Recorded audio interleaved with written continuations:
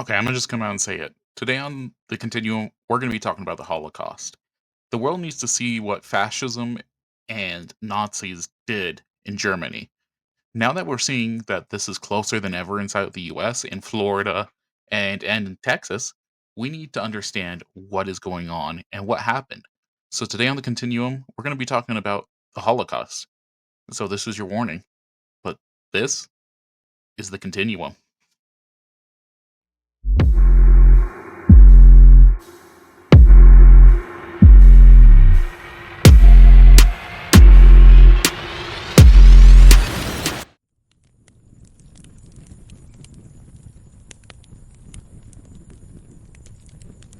The year is 1933. Adolf Hitler has seized power in Germany. The Reichstag has burned. Civil liberties are suspended. A new regime is taking root. For Hitler, the Nazi Party, the enemy is not only political opposition. The enemy is ideology, racial, and cultural. The solution, they decide, is containment. At first, the Nazis claimed their new detention facilities were temporary. Makeshift camps appear in factories, abandoned warehouses, even school buildings. These are not yet death factories. That will come later. But holding pens for those labeled dangerous. The first prisoners are communists, trade unionists, and social democrats, men and women accused of resisting Hitler's rise. They are torn from their families and placed behind barbed wire. But the scope quickly expands. To the Nazis, Germany's so called problems are not limited to politics. Immigrants, Jews, Roma, the disabled, homosexuals, and anyone who does not fit their vision of racially pure. They are declared un German and subhuman. The camps are presented as a place of re education, where enemies of the Reich can learn discipline. In truth, they are places of fear and humiliation. Guards beat prisoners at will, food is scarce, medical care is non existent. By the end of 1993, hundreds of imprisonment camps hold thousands of people. What began as a tool to crush political resistance is evolving into a system designed to target entire communities.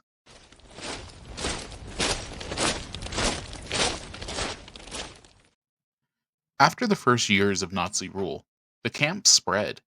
What started as a small, impoverishing site grows into an organized network across Germany. The justification remains the same: the state must protect it from its enemies. But who counts as an enemy keeps changing. Communists and political opponents are joined by others: Jews, immigrants who fled poverty or persecution in Eastern Europe are arrested for being outsiders.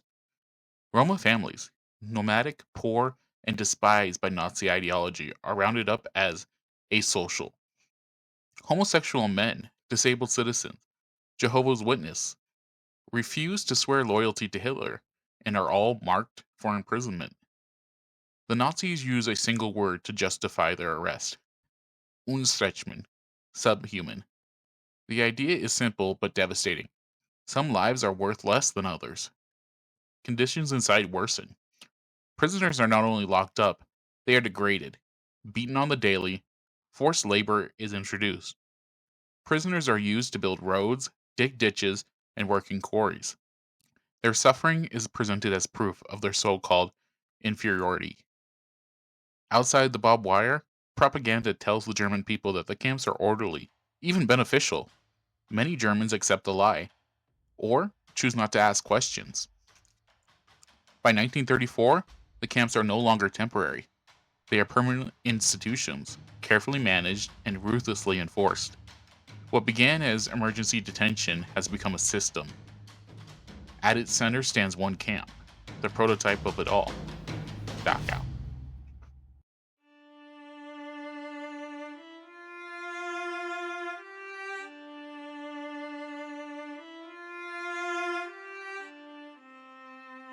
March the 22nd, 1933. Just weeks after the Reichstag fire, the Nazis opened a new facility near Munich. The world knows it by one name: Dachau. Not the first camp, but the first official one. Not the deadliest camp, but the one that would be set as the model for all that followed. At first, Dachau holds communists and social democrats, but it quickly becomes a dumping ground for all the groups the Nazis despise: Jewish, immigrants, Roma families, homosexuals, Jehovah's Witnesses, and the disabled, and anyone the regime calls asocial. Prisoners arrive by truck. They are stripped of all their belongings, their heads shaved, and forced to line up while guards scream abuses at them. From the start, the SS, not ordinary police, run Dachau, setting a precedent that the entire camp system will follow. Inside, prisoners are classified by colored badges sewn onto their uniform: red for political, yellow for Jews, blue for immigrants, black for Roma and asocial, pink for homosexuals, purple for Jehovah's Witnesses, green for criminals. This system divides and brands entire groups as lesser beings. Daily life is brutal. Prisoners stand for hours during roll call, often in freezing weather. They are marched into forced labor, digging trenches, breaking stones, building roads. Food rations are meager, and beatings are constant. Public executions are used to terrorize the population of the camp. By the mid 1930s, Dachau is used for medical experiments: hypothermia, altitude sickness, poison, and untested drugs. To the SS doctors, these are not humans. They are material for study, no better than animals. Dachau is more than a prison. It is a blueprint, a prototype, a model for stripping humanity and branding people as subhuman.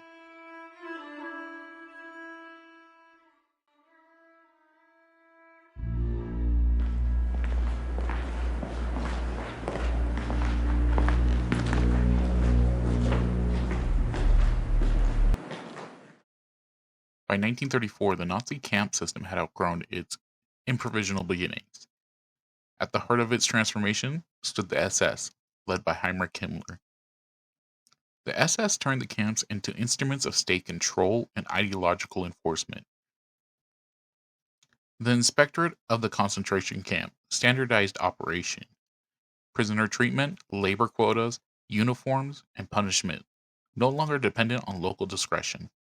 Prisoners were categorized by race, religion, nationality, and social worth. Entire communities, Poles, Jews, Roma, asocial citizens were imprisoned. Record keeping became meticulous. Numbers replaced names. Badges identified groups. Dehumanization became routine. The SS extended camps into German industry. Prisoners were leased to labor in factories, construction, and farms. Corporations profited. The SS gained influence and revenue. Death became routine through starvation, beating, and overwork. Dachau's methods, forced labor, humiliation, medical experimentation, brutal punishment, became the model for all new camps. By 1936, camps were permanent, embedded into the Nazi state, and essential to his power.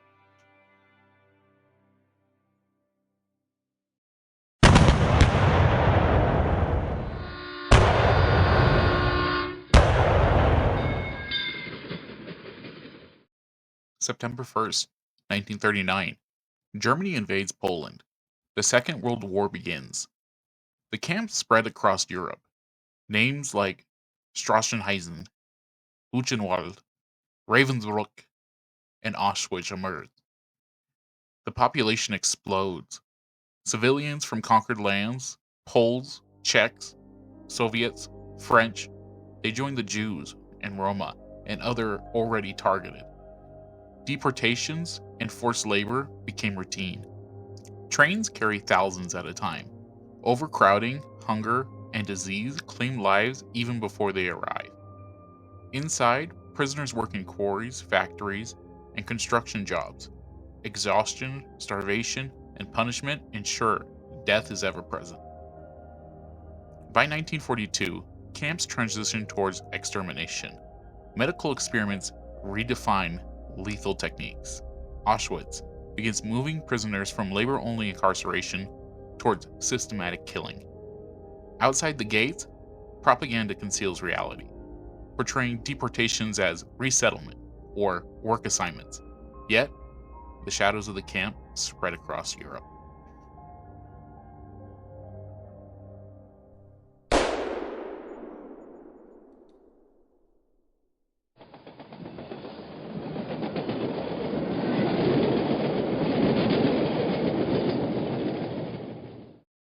By the early 1940s, the Nazi camp system shifted from oppression and labor to systematic extermination.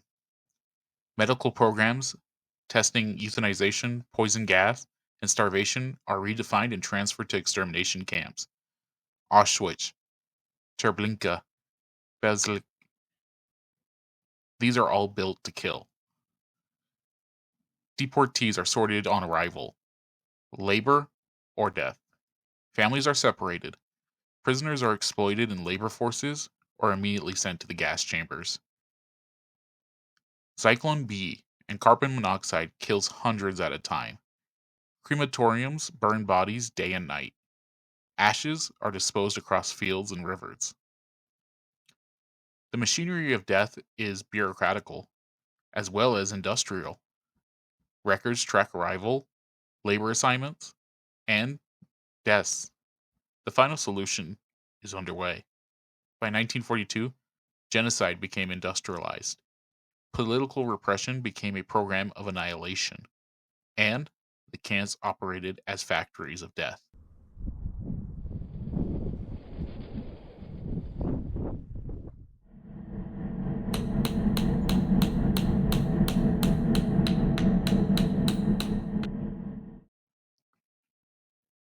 By 1942, the camps had reached their full scale. Extermination is industrialized. Gas chambers, crematoriums, and forced labor operations are precision. Trains deliver thousands. Those unfit to work are sent to the gas chamber immediately. Others are forced into lethal labor. Prisoners maintain the machinery of death under threat of execution. The camp network is continent wide. Tens of thousands of subcamps feed the major centers. Deportations are systematic, efficient, and bureaucratically organized. Propaganda continues to hide reality. Millions perish. Death is routine. The camps are no longer prisons.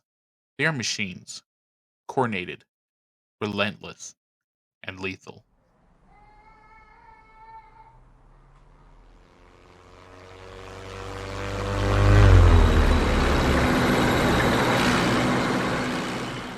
By 1944, the Nazi camp system begins to collapse.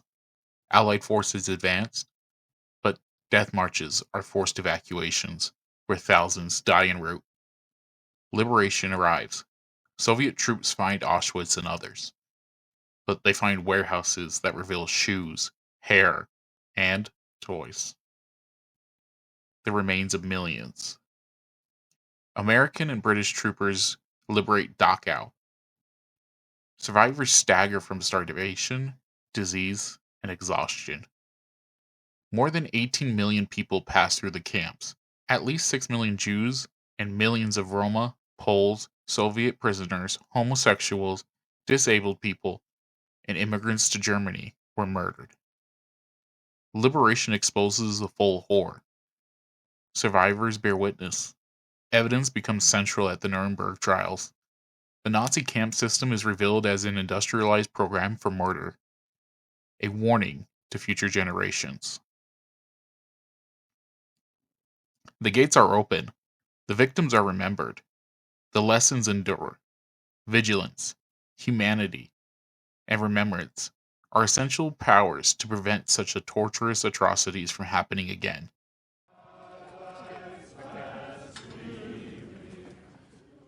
So this is where I ask you listeners, are we actually vigilant? And do we actually remember what happened? When Germany first started these camps, they were temporary. Now we see that the camps that they are building here in the US, they say those are temporary. When these camps started, they say that they were just for deportations. Camps here, they're for deportations too, supposedly. It took a while before these camps became industries of death. Are we here just to wait and watch? This is what fascism leaves behind in history. History doesn't remember fascists and Nazis for anything other than the horrific atrocities they did with the Holocaust. So, when you go out there and you hear people talk about how they are okay with being called a Nazi or a fascist, I want you to remember that this this is the legacy of fascists and Nazis in Germany. And do we want this here? Thank you for listening. This is the Continuum.